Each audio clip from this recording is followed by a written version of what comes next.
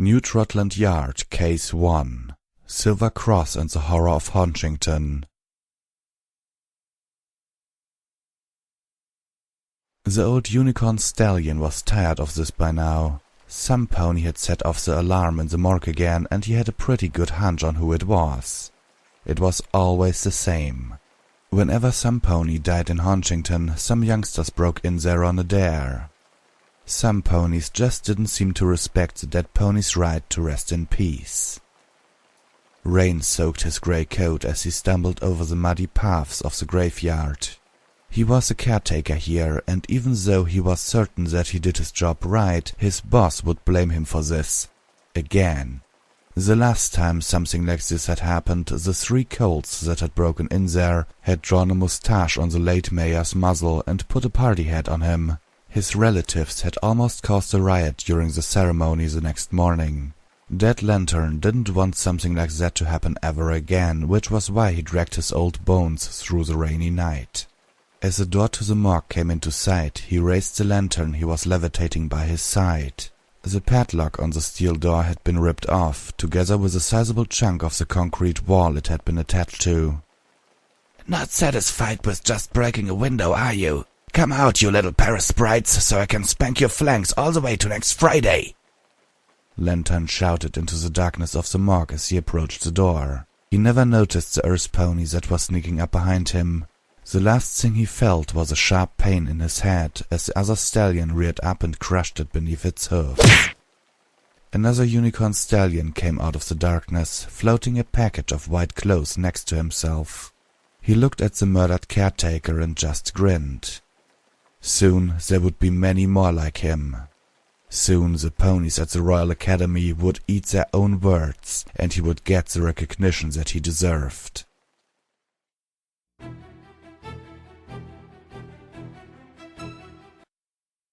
Half an hour later, the red stallion set the body he had stolen from the morgue down on a marble pedestal in the basement of his manor.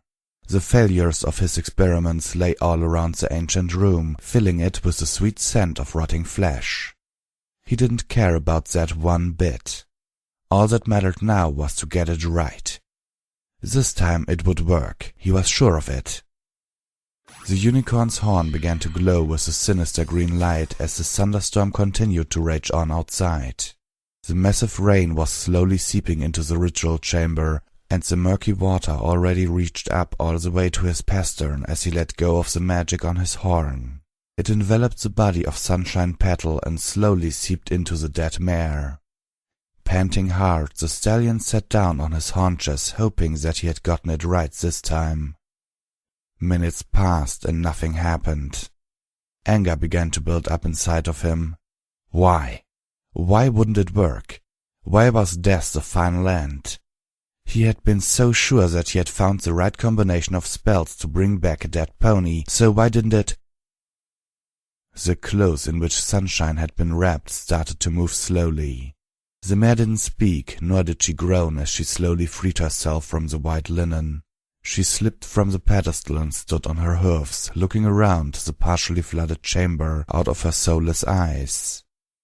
Full of joy, the stallion jumped up to the pedestal, wanting to do a little victory dance, when he fainted. All the nights he had spent working instead of sleeping, and his old age were finally catching up to him. Sunshine looked over to the stallion that lay unconscious on the pedestal she had awoken on. He was unimportant, nothing more than an insect and not worth her time.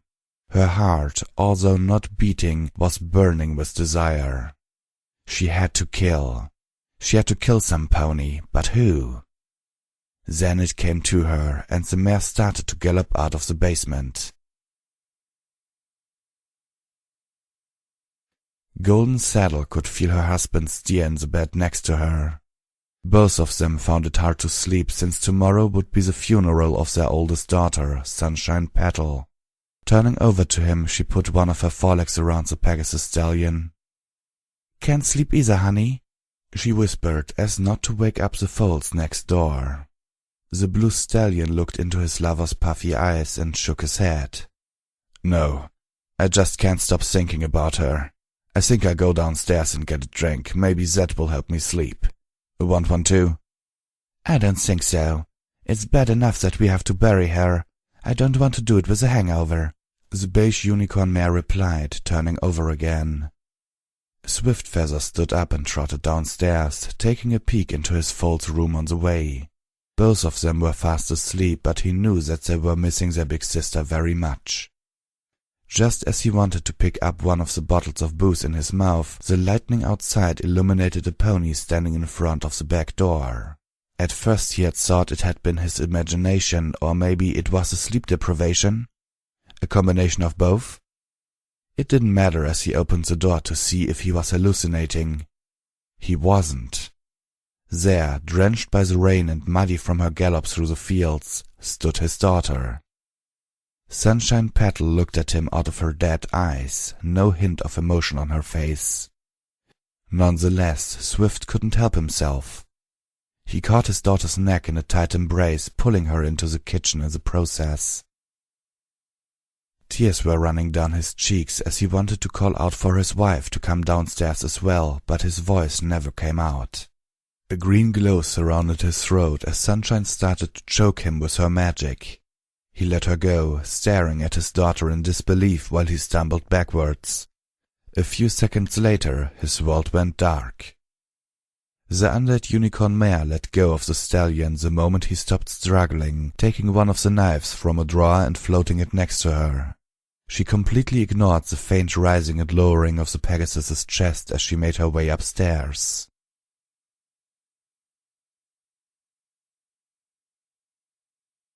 A high-pitched scream forced Swiftfeather back to his senses.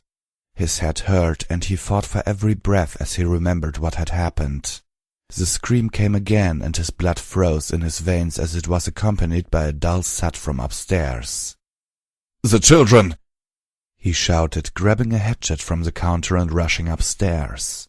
There were bloody hoofprints coming out of his and Golden's bedroom. A quick peek revealed that someone had slit his wife's throat in her sleep. He just hoped that she hadn't suffered much as he galloped to the foal's room. Daisy Schnaps, his youngest daughter, lay in the doorway.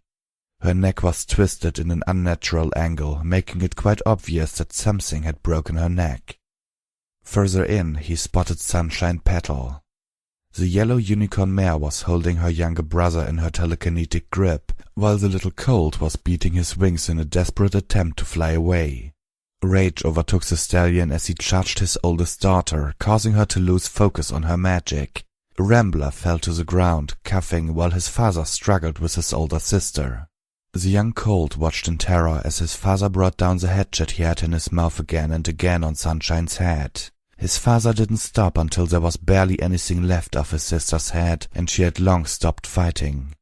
When Swift rolled off of his now really dead daughter, he almost fainted from physical and mental exhaustion.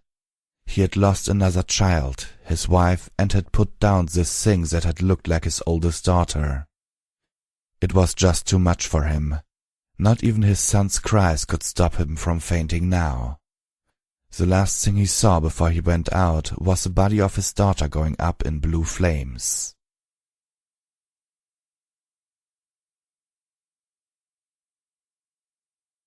Officer Baton Draw couldn't believe his ears. The neighbors had called him here in the middle of the night, and the scene he had found here was a horrible one. One kid with a twisted neck, their mother bleeding all over the sheets of her bed, and her father laying in the kid's bedroom with a bloody hatchet next to him. It didn't look good for the stallion, but the story he was trying to sell him was the worst attempt at an alibi that he had ever heard. According to Swiftfeather, his dead daughter had come home, had killed her mother and younger sister, and then erupted in blue flames as he had stopped her with a hatchet. Baton saw a different story. The stallion had been unable to cope with his daughter's accident and had simply snapped, murdering the rest of his family except the little colt. For now he had sent the colt away to Baltimore General Hospital with an ambulance to be treated. The father would have to face interrogation from the homicidal division, but that was barely necessary. All the evidence pointed to the blue stallion as a culprit. About an hour later, a squad from Baltimore Homicidal Division arrived and took Swiftfeather into custody. The stallion would most likely spend the rest of his days in prison if he wasn't just outright executed. Batten decided to go see Dead Lantern the next morning to inform him that the family wouldn't make it to the funeral of Sunshine Petal and that he should just bury the poor mare.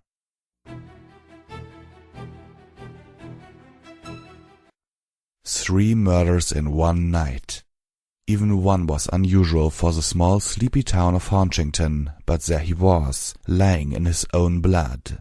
The only thing that enabled Batten Draw to identify the graveyard's caretaker was his cutie mark of an old-fashioned lamp in front of a gravestone.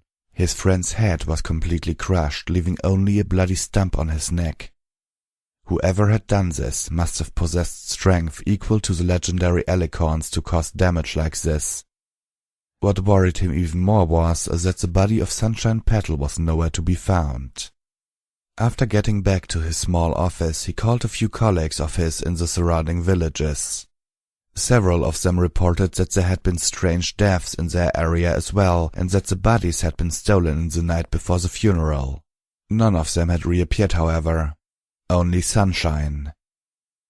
Batten shook his head. How could a dead mare stand up and murder almost her whole family? That just wasn't possible. Not even the legendary alicorns had been able to bring back the dead. Nonetheless, he took out several scrolls from a drawer of his desk and began writing. It ended up being a 10 pages long letter to the new Trottland yard.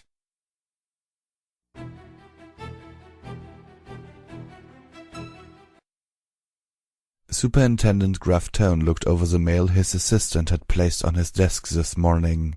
Most of the scrolls were about minor disturbances in the city. He would redirect those to the Canterlot police station. The new Trottland yard had better things to do than to look out for pickpockets or graffiti on some high society pony's front door. Homicide and other major crimes were in his department's jurisdiction. Here and there they also took care of the occasional robbery, but only if the stolen object was of great value. The new Trottland yard was good enough so they could pick their cases after all. A scroll caught his eye. It bore the seal of his hometown, Haunchington. "Something wrong in the good old place," he mused, starting to read the letter. It was longer than he had expected, and his face darkened with each word he read. Undead ponies murdering their families? Was his cousin trying to pull his tail? Then again, the letter sounded more than serious. Gruff would have sent a squad of inspectors immediately, even if only to reassure his cousin, but the publicity would have been a disaster. If the press found out that the yard was working on such a case, they'd been in the line of fire for months.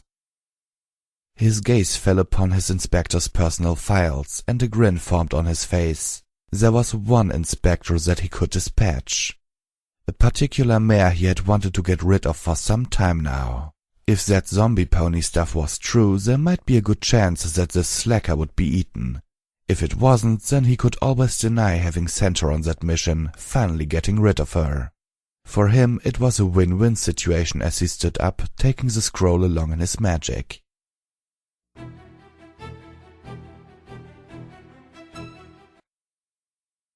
I was lying on my couch as usual, a box from Donut Joe's on the table next to me. My job was more boring than I had anticipated when I had signed up for the yard a year ago. The unicorn mare that had tested me seemed to be personally insulted that an Earth pony passed her test. There had been no way she could deny my transfer here after I passed the test, but they didn't really trust me with any cases either. All of the yard was made up of unicorns, with only me as an exception. Officially, it didn't have anything to do with my race, that I was mostly sitting on my plot, of course. They just didn't have any suitable cases for me. I was about to reach out with my hoof to grab another donut with extra sprinkles when the door to my office was slammed open. It was enough to make me jump into the air for a few feet and the window in my door to crack a little. After I had extracted my face from the box of donuts I had landed in, I looked up into the stern face of my boss, Gruff Tone. Not exactly the nicest guy around, but he was the one signing my paycheck. I grinned at him, totally ignoring the icing on my face as I did so. His presence here could only mean one thing after all. He had a job for me. How you ever passed the entrance exam will forever be a mystery for me. He sighed, throwing a scroll he had been floating in front of him onto my desk. Before I could say anything, he added, Congratulations, there's your first case. Solve it or it will be your last. After he had left, by slamming my door so hard that my poor window finally gave out, I jumped up and picked up the scroll. I couldn't wait to see what the old stallion got for me. As my hoofs unrolled it, I saw that it wasn't an assignment form. Instead, it was a letter that addressed the superintendent directly. My brows lowered on my forehead until they met each other. What the hey was the boss thinking? This just had to be a joke. I was to hunt down zombie ponies? Really? I exclaimed, slumping into my chair. I had no choice but to take the job. He had made it quite clear that I would be fired if I didn't solve this ridiculous case. Who knew, maybe it just turned out to be some changeling disguising itself so the ponies didn't see who the real culprit behind the murder was. No matter what, I was determined to solve this case and finally earn my cutie mark in hunting down criminals. That in mind, I put my saddlebags onto my back, strapped my gun holsters to my forelegs, and went for my office door. On my way there, my gaze fell upon the small mirror that stood next to my desk. A face that was still smeared with frosting looked back at me. A few minutes and a thorough washing of my face in the little Phyllis room later, I was ready to go. As a low-ranking inspector who was constantly in the danger of being discharged, the department didn't reserve a chariot for me to use, so I would have to go by train. At least the department paid for that. As I made my way to dispatch so I could get the bits for the trip and ammo for my guns, several inspectors I passed snickered at the sight of me. They had never taken me seriously. An Earth pony in the yard? A blank flank at that? Some of them actually saw that as an insult. Hey, blank cross! Finally got an assignment, or do you just like taking your gear for a walk? One of them, a sleek blue-coated unicorn mare with a red mane, asked me as we passed each other. I turned around, giving her my best glare. It must have looked funny since she was almost twice as big as I was. That's Inspector Silvercross to you, sweet hoof. At least I passed the entrance exam and didn't get stuck as a secretary. I shot back, earning a hateful look from the other mare. Oh, I'm sure your blank flank had something to do with your passing. Goodhart always had a sweet spot for Earth ponies after all. She retorted, a smug grin on her face. Why couldn't we just pass each other once without something like this happening? I was in a good mood, since I got my first assignment, and she was about to ruin it. I decided to end this conversation with one final blow that would give her something to think about. You know, at least some pony would look at my flank. You are so bony that I could hang my hat on it. I shot back, turning around after confirming her slack-jawed expression.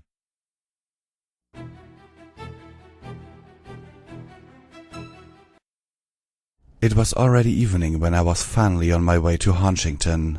The train had been a little late too, so I would most likely arrive in the middle of the night. I had never been there, and I didn't even know if there was an inn in town. In the worst-case scenario, I would have to go to Muzzleton and get a room there tomorrow. For now, I feared I would have to sleep on a bench once I had arrived. "Excuse me, but is the seat taken?" A beautiful green Pegasus mare asked me while I was staring out of the window. I didn't get what she meant at first, but soon shook my head when she motioned for the seat next to me. Her orange tail brushed against my side as she turned around to sit down on the bench across from me. All I wanted was to lose myself in my thoughts once again, but her amber eyes bore into mine so hard that I just couldn't seem to concentrate. Anything the matter?" I finally asked nervously. Something about this mare shook me to the core. She cocked her head before she replied, "You are heading into great danger, yet I pity those who will stand in your way. Find your name and you shall survive. Should you not find it, you will end up in a dark, wet pit. The Son of Light must prevail in his trial," she murmured, without taking her eyes off of me, or even blinking. I felt as if I had been dipped into ice-cold water at this. Is this a joke? Has Sweethoof put you up to this? Besides, if you haven't noticed, I'm a mare." I said, my voice much less confident than I would have liked it to be, yet she just continued staring at me. After a while, my eyes began to water and I had to blink. When I reopened my eyes, the mare was gone. I jumped up, opened the door and checked the corridor, but she was nowhere to be seen. The only thing that scattered my doubts about her existence was the still fresh feeling of her tail brushing against me. What the hay had she meant? She had said that I should find my name to survive whatever it was I was heading into. Since I already knew my name, Silver Cross, I stopped worrying about it after some time. There were more important things to take care of after all. Opening my saddlebags, I took out a box of fresh donuts from Donut Joe's and began to take care of them.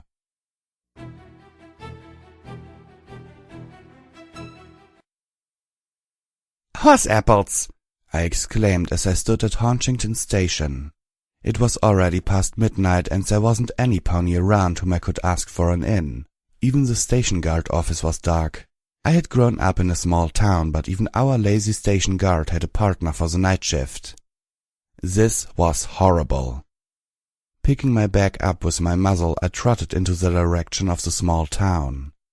If there was an inn there, then I just hoped that I could still get a room there. Otherwise I would have to come back here and sleep on one of the benches. Not a very attractive prospect due to the autumn cold. No pony in their right mind would willingly sleep outside in such weather, but knowing my luck I would have to do just that.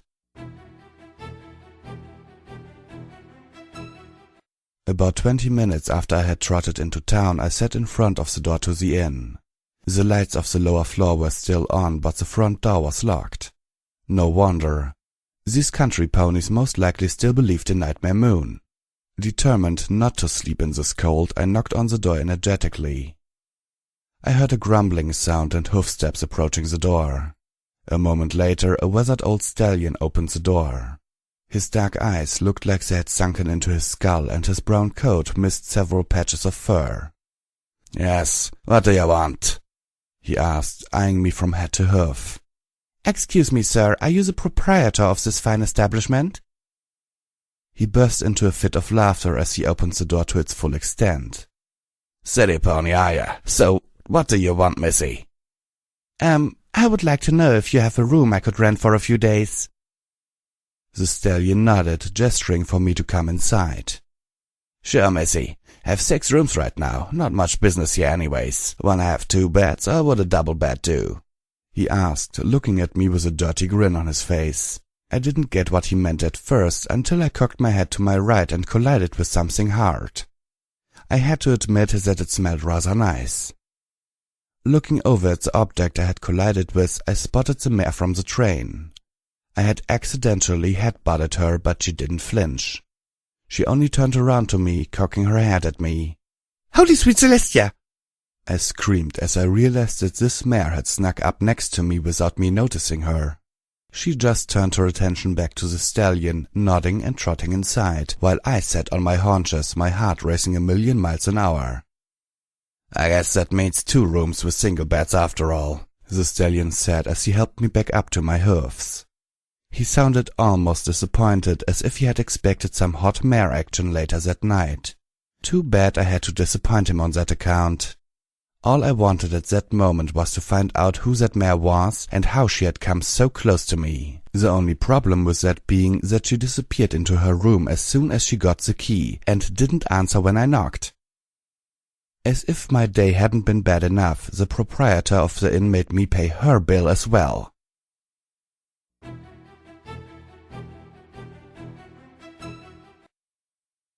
The old unicorn stallion could not believe it. He had finally succeeded. The mare he had brought back had run off and killed her family. What a disaster. The town's ponies were already suspicious of him because he never visited the town. These superstitious idiots. All they were good for was to serve as test subjects for his experiments.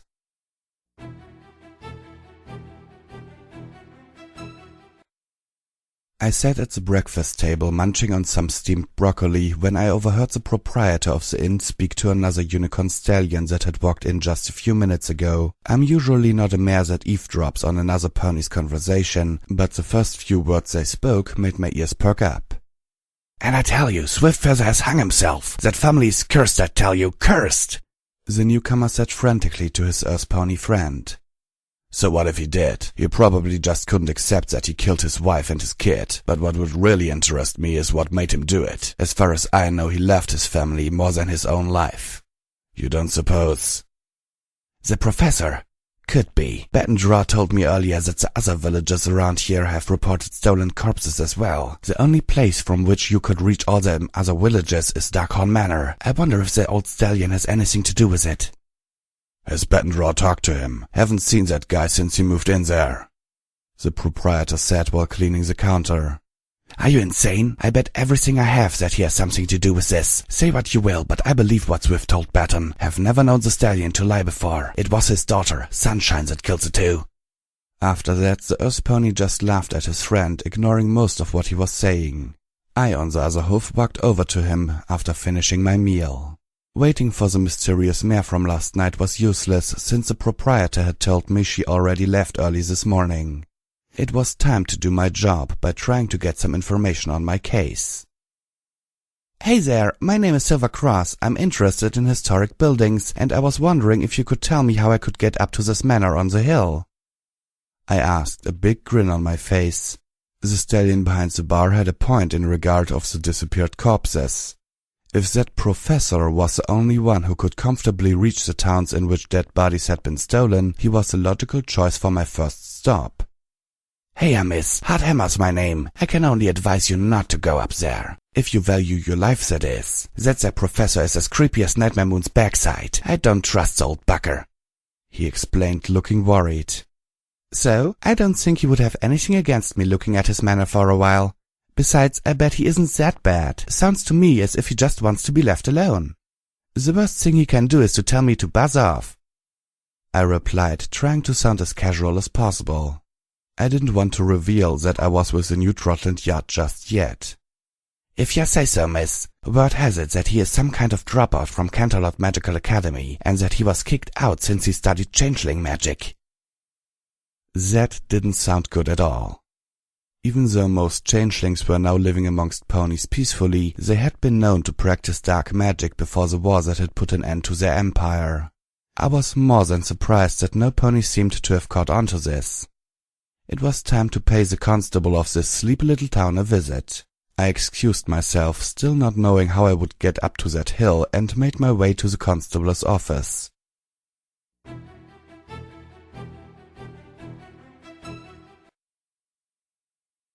I'm Inspector Silver Cross. Superintendent Gruff has sent me here to investigate the case of these murders that have occurred around this area, I explained to the perplexed Pegasus.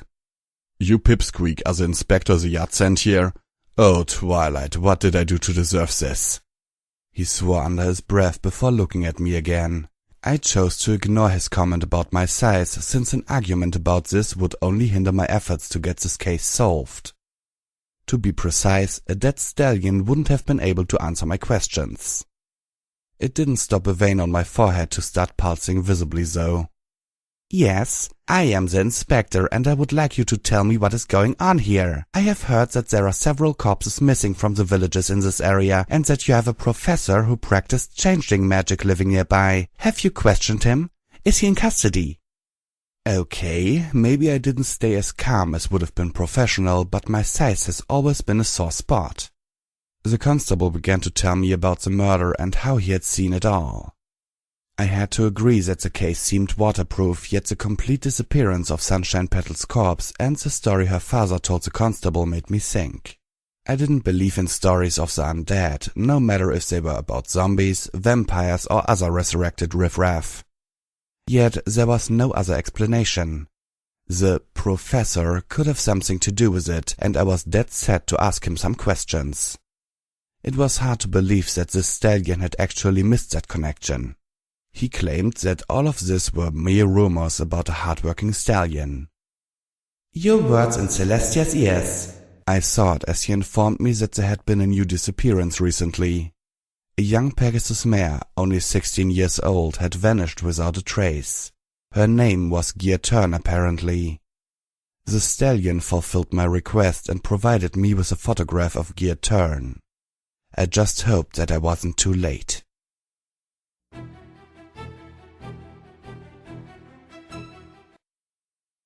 Gear-Turn lay on a marble pedestal. All her legs were bound with chains that were fastened to the pedestal. Even her wings were bound tightly to her body. The room she was in stank of rot and decay, but she couldn't see anything due to the blindfold over her eyes. She struggled as best she could against her bonds, but to no avail. She wasn't a unicorn after all. With magic she might have been able to free herself. It were times like these that she cursed herself for being born with wings. The worst was that she didn't even remember how she got here. She had been on her way to her neighbors to help their young colt with his studies, something she did to earn some extra pocket money when she was enveloped in green light. Shortly after, everything had gone dark.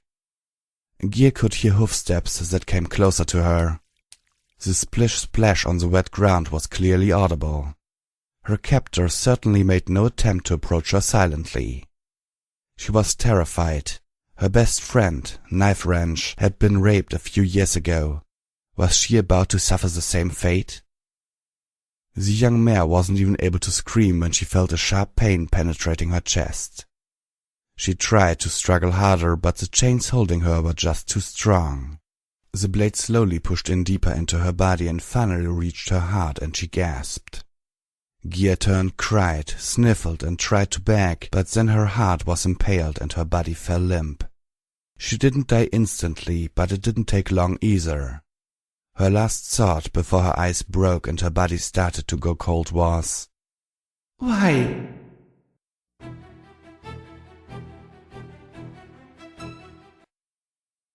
Grinning madly, the professor watched as the mare he had just killed rose once again.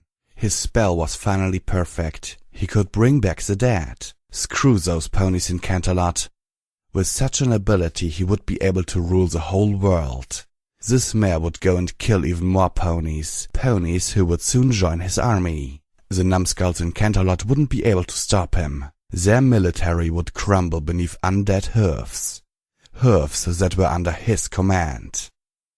Go and kill," he ordered the mare.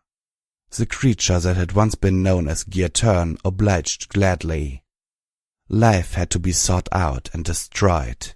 Life was filthy and had to be cleansed from this world.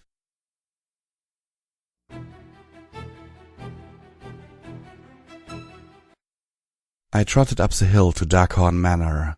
The mansion looked positively wicked. It had been built out of black marble, and the gargoyles on its walls looked like Wendigos, Timberwolves, and other vile creatures. Whoever lived here had a very strange sense of aesthetics.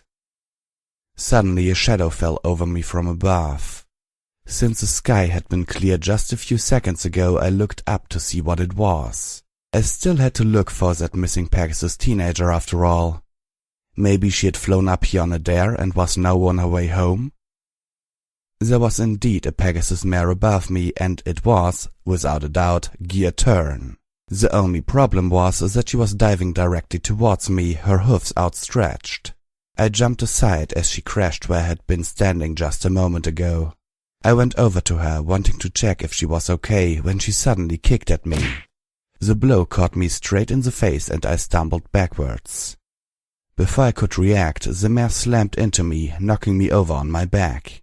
"Miss Gear-Turn, please stop. I don't want to hurt you," I gasped as she started to choke me. Her face was expressionless as she did so, and it sent an extra chill through my body as I saw her broken eyes. I realized that I was too late. This mare was dead already, dead but moving and determined to make me join her in death. My rear hoofs came up against her belly while my forelegs wrapped around her neck. It took some effort, but I finally managed to roll her off of me and draw one of my guns. Before the creature could get up again, I emptied the magazine into her body. To my horror, she still came at me, even with the intensive lead therapy. I tossed the gun aside and ran towards the manor. The front door stood wide open, and since it looked pretty sturdy, I thought it would be my best chance. Luckily, my shots had shattered the bones in two of the creature's legs and one of her wings, so she couldn't follow me fast enough. Slamming the door behind me, I panted hard, not believing what I had just seen. Something slammed into the door from the other side, and I had to stand on my back legs to press my back against it. There was no key in the lock, and I was not willing to become zombie food just yet. As I let my gaze roam around to see if there was any potential weapon I could use aside from my second pistol, I caught a movement out of the corner of my eyes. I failed to duck my head fast enough, and soon after everything went dark as a bright red hoof connected with my right temple.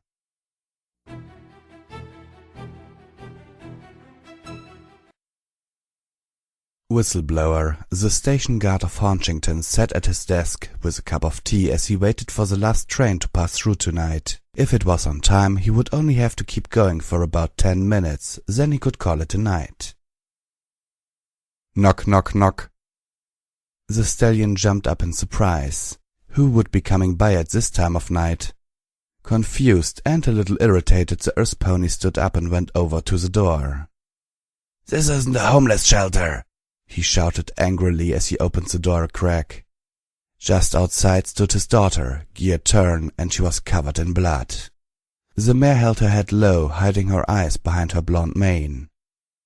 "Oh, sweet Luna, what happened to you, dear? Who did this?" he asked in horror, pulling his daughter inside so he could see her injuries better. He saw that her left wing was hanging limp from her side, while both her forelegs seemed to be bent in unnatural angles. Yet the blood on his daughter's coat was dry. How could that be? He saw her injuries, but there was not a drop of fresh blood on her. "Quick, my dear, I'll call an ambulance. You'll be as right as rain in no time," Whistle said, turning around to rush to the phone. He hadn't taken 2 steps when she tackled him to the ground. At first he thought that it was simply a late panic reaction from her and that she wanted to be close to him. That was, until she began to press her hoofs against his throat. The stallion tried desperately to shake his daughter off, but her strength was too much for some pony his age. A few minutes later he stopped struggling, and the creature, satisfied with job well done, moved on to find its next victim.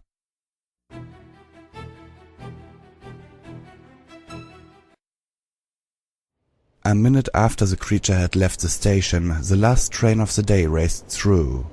Its conductor, a young earth pony mare, had just enough time to wonder why the signal was red instead of green when her train was already on the wrong track.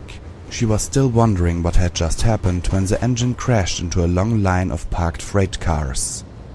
Metal screeched as the engine was demolished. The passenger cars behind it derailed, ponies screamed, and many of them died. Suddenly, Haunchington had a crisis on its hoofs that was too much for a little town like this.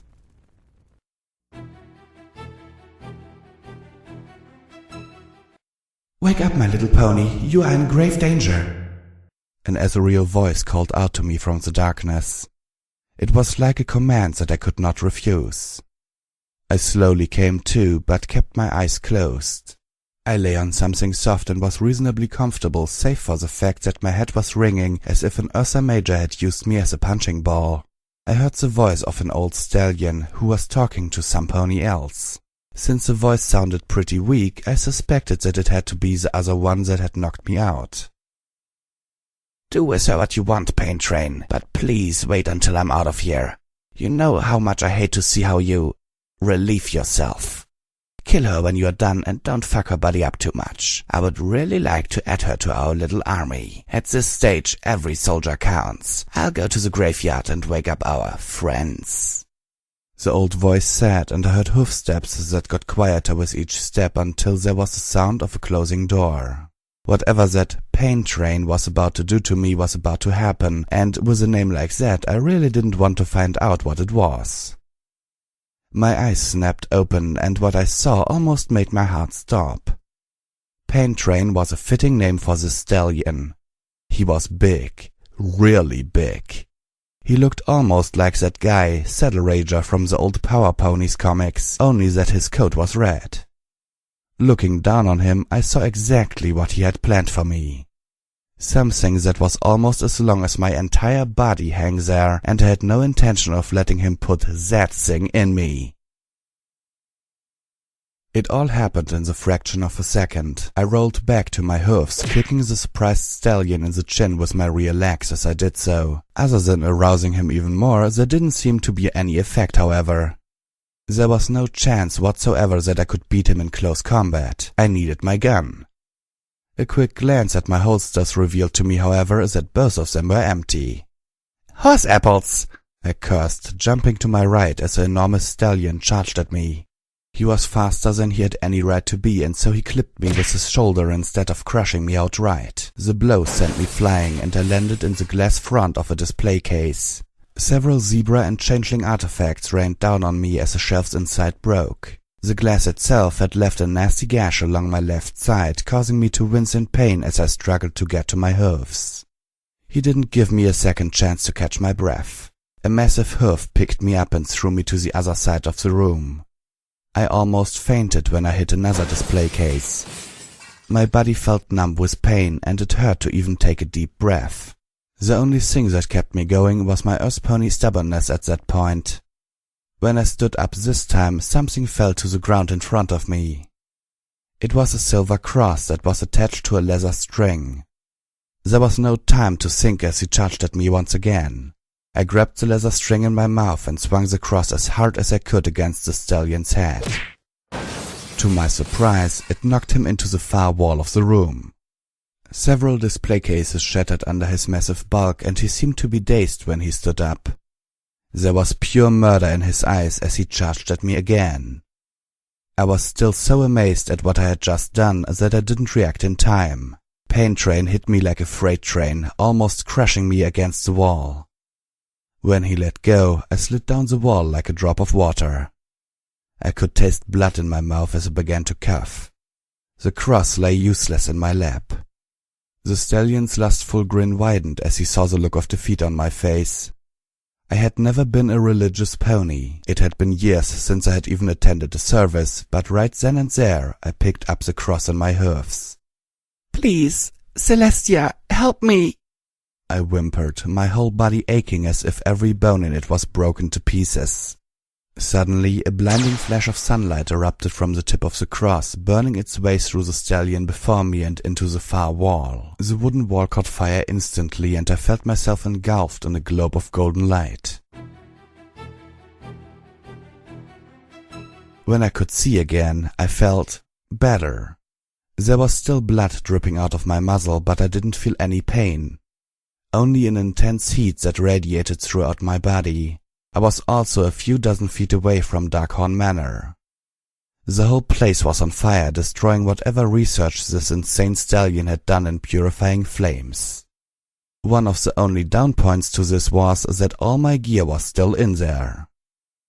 Only the silver cross was now dangling from my neck. Ignoring this fact, I broke into a gallop towards the graveyard, which I could see clearly from my vantage point. I hoped that I wasn't too late this time. The professor, better known to his former co-workers as Bladespin, stood in the middle of Haunchington's graveyard. Hundreds upon hundreds of potential soldiers for his army. They would conquer this world for his dark mistress, and he would be rewarded for it with everything he had ever wanted. Forgotten were the ambitions to use this kind of magic for medical purposes. It had so much more potential than that. His horn began to glow in a sinister green light, enveloping each and every grave. Seconds later the spell completed its work. All around him the dead started to break through the muddy earth. No pony would be able to stop him now. "Not so fast, Flankface!" A young mare called out to him. Blade turned around to her, not believing what he saw. It was the earth pony he and Pain Train had captured in his manor, but something was different about her as she charged at him. There was a golden light emanating from her body, dyeing her white coat in the color of the sun itself. He avoided being hit by her glowing hooves as she reached him, feeling the heat coming from her even from a few hooves away. If she had actually managed to touch him, she would have burned him to a crisp. This wasn't good. Not good at all. I had made it. I had been too late to save Gear Turn, but I was at the graveyard before any of the undead had risen out of their graves completely. The red unicorn was obviously surprised to see me, and I couldn't blame him for it. If our roles had been reversed, I wouldn't have bet on my survival against Pain Train either. The old bastard had managed to avoid my first strike, but I wouldn't give him another chance. But first things first. I was still a Trottland yard inspector after all. I'm Trottland Yacht Inspector Silver Cross, and you are under arrest, Professor. You are charged with performing illegal magic, desecrating the dead, murder in at least 1 case, assisting in murder in 3 cases, and assault on a yacht inspector. You have the right to... I started to say, but a telekinetic blow hit me right in the face. It didn't hurt at all. In fact, it didn't even knock me back. All it did was force my muzzle shut. You won't stop me. The dark moon shall rise again, and I will be rewarded. I will get the acknowledgement that I deserve. The professor cackled at me, his horn producing a layer of overglow. I was no unicorn, but even I knew that this was bad news. I had to subdue him as fast as I could if I didn't want to be turned into paste. I rushed forward once again, the cross beating against my chest with each strike of my hoofs. Then, just as I was about to rear up and knock him out, something grabbed my left hind leg. What was supposed to be a kick in his face ended up being a tackle as I barreled into him with the full force of my charge. We tumbled over the ground in a tangle of limbs while the stallion did his best to get away from me. He was screaming in pain, and something smelled rather good, I had to admit. The stink of burnt flesh hit my nose as we came to a stop, and I freed myself from him. He wasn't moving anymore. In fact, I would have been surprised if he had moved.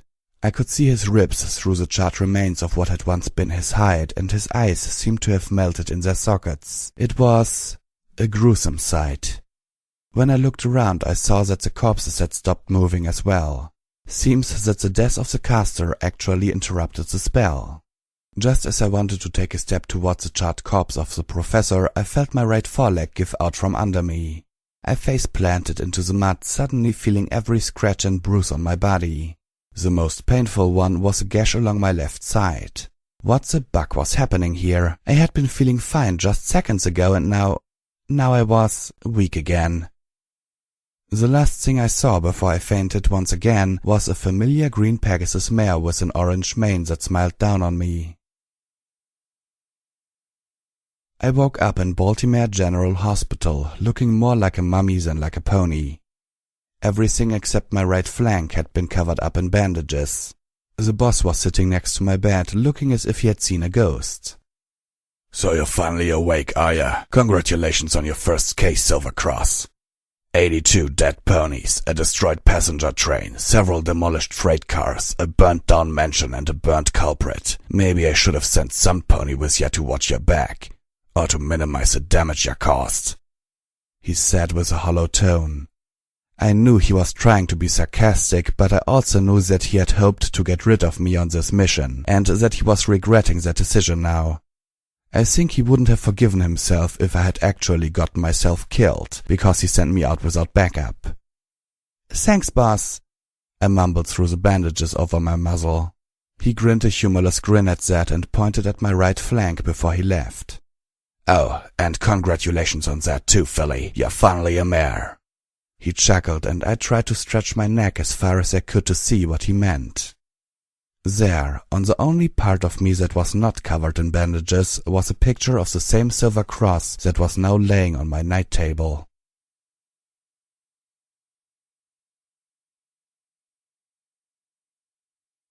Author's notes. Whee, what a ride. I always wanted to write something like this, and now I did. I am quite aware that I most likely didn't do a great job, since I kinda only started writing this because I was bored, but I still like how it turned out.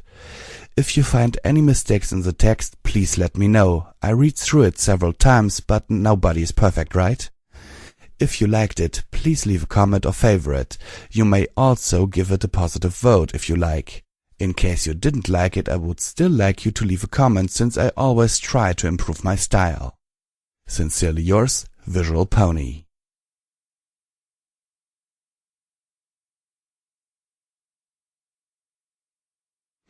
Okay, and here's my discussion time for this story. Yes, the story is actually written by me. The cover art is also by me. Yeah, I was bored. If you think that there are some parts in this recording that are hard to understand, then please forgive me, because I'm kinda not really at my best right now. I have, what's the English word? The flu.